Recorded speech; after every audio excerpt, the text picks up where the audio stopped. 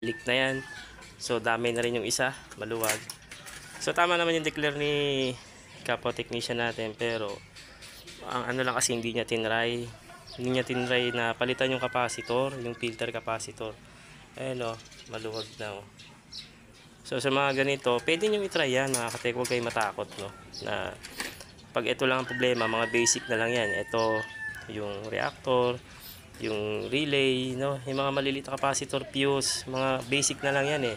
Pero pag yung mga ganito, yung mga maliliit na pyesa, yung mga IC, transistor na maliliit, at saka yung system IC, system IC nya dito, system IC, hindi na rin ako nagre-repair nun.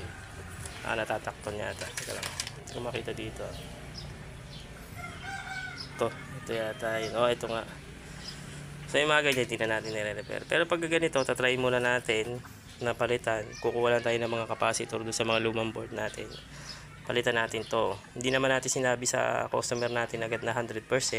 Tatry lang natin palitan kasi wala pa siyang pambili ng bagong board. So yun, no. Palitan lang natin to. 330 UF. Tapos yung volts niya 400. Tama ba? 400 volts. Ayan o. Okay. Pwede namang kung wala kayo pampalit, mas mataas dyan ng konti sa UF.